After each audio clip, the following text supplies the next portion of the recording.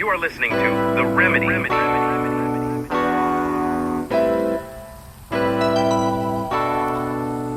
welcome everyone to The Remedy.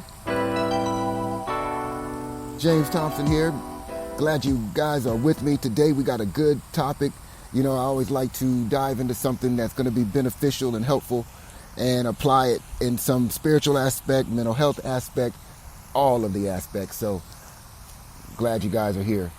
So listen, here's a big thing that I see a lot in a few of the people that I work with, and this is controlling other people. Controlling other people. Now, maybe you think you're not a person that tries to control people, and that's good for you, but there's some people that do. And I think we're all subject to that at some point or another in our lives, where we want the events or the outcome to go our way. And maybe sometimes it's a matter of getting someone to do something that will move that to our favor. But there's also a control that goes beyond that suits the other person a little bit greater, okay? The control that I'm talking about is that of manipulation and control. That control that is overbearing, that control that brings forth harder feelings, could make the other person feel used. You know, these are control ideas that are harmful, and it's all in a person's thinking of why they're controlling the situation. And part of letting this go, or this control factor in your life, is recognizing that first, yes, you do it, and then find out why you do it. And there's some really in-depth reasons. I'll just cover a few of them, and I'll continue this particular podcast and other series because I think it kind of needs more time and it needs more devotion. So we'll just kind of hover around one or two ideas in this one and see what we can come up with. But control, you can look at it as a way of making someone else feel like they don't have a choice or they don't have an option. Control cuts off options, or they cut off exits for other people. Sometimes people use control to, of course, gain the advantage. And when they have the advantage, they apply more control to keep the advantage. And what this does to people around them is it makes them feel small. And when you feel small, you lose your voice to speak up for yourself. So bullies like to control other people's emotions. When they can make someone cry or make them feel bad, they've made their point by controlling someone's emotions. A spouse who is controlling with another spouse's time, they are just manipulating his attention, or now giving him issues about the control that they need to have in their life. Where are you going? What are you doing? All these are just control mechanisms. You see it in parents. Sometimes parents are a little overbearing in that they exert a lot of control over the teenager's life and want them to do it this way and that way. And sometimes what happens when people don't get immediate control, they start to get upset, or they start to get kind of mad. They start to get very off in their thinking. And this is the area that most people are either doing, and the other people is receiving that poor end of, someone's trying to control them. But either way, both people get kind of stuck, for lack of a better word. Now, the person that's doing the controlling has the real issue, because they are trying to have a specific outcome or have things in their way. All right. They don't like change. They don't want new ideas. They're holding on. They're gripping to things that don't work for them anyway, but they don't recognize it because they're in control mode. And what they do in the process of controlling people is they limit their own expectations. When you try to control the situation, you now are trying to control the outcome, the fate of that, the destiny, all the organic things that could happen. You are now trying to stop and control, right? So you're limiting yourself. And this makes people like that angry. That's why they get very angry quick, because when they don't get the control, the gratification that they were seeking is delayed. All right, so they get very upset. And most of the time they either grew up with this issue in their own life, or out of some trauma response, this is what they do. They found when they trusted their past boyfriend and didn't have control over him, he did things that hurt them. When they allowed their kids to do things and they didn't have control over them, the kids made them out, to be, a fool in a situation.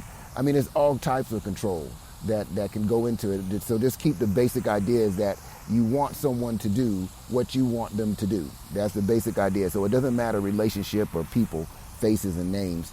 It's just about the idea of wanting that outcome to be solely in your favor, and what you do when it doesn't proceeds into pouting, acting out, stonewalling people, cutting them off, ghosting them.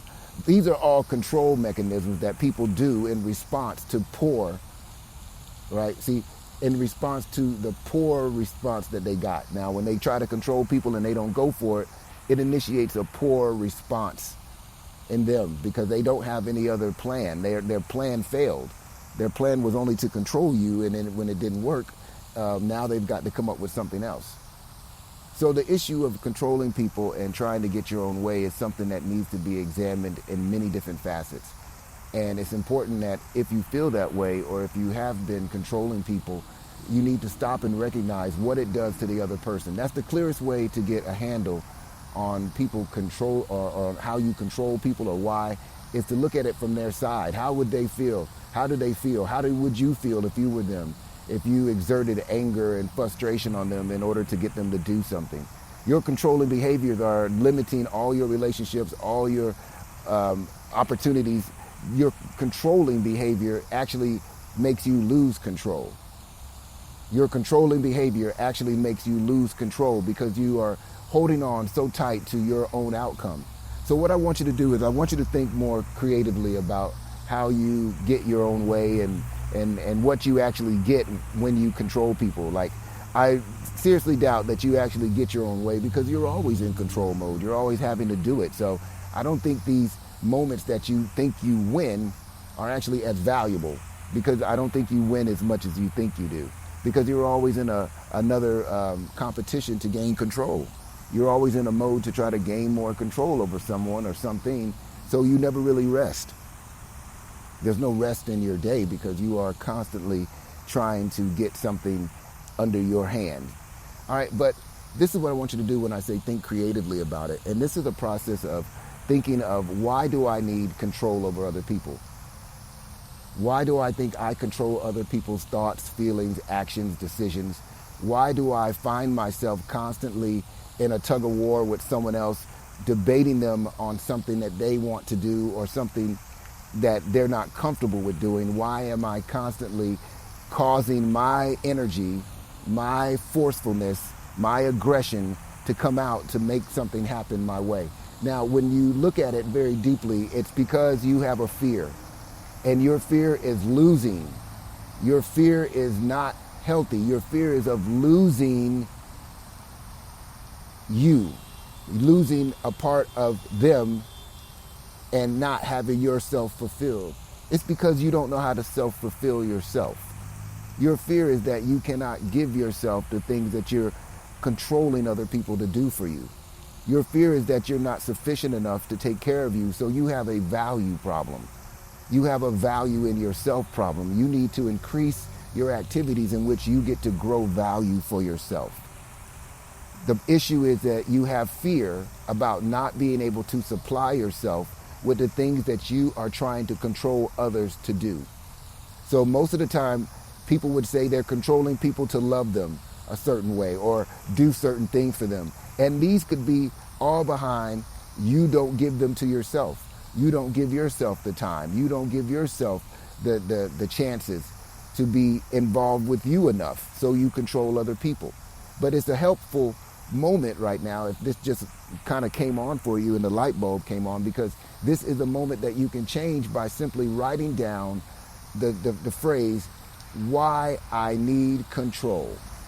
And be very honest with yourself. If it's because you're scared, it's because you were left out as a kid, it's because no one wanted to play with you, it's because you never really were heard, something to that nature, something that made you feel you lost control, and now your mission is to get it back in other people, which often, like I said, breeds those other false things that don't work. The negativity, the resentment, the hurtful feelings all the time, the sensitivity to other people's actions, the problems that you create by not releasing control. So you can do it today. The affirmation would be, I release control.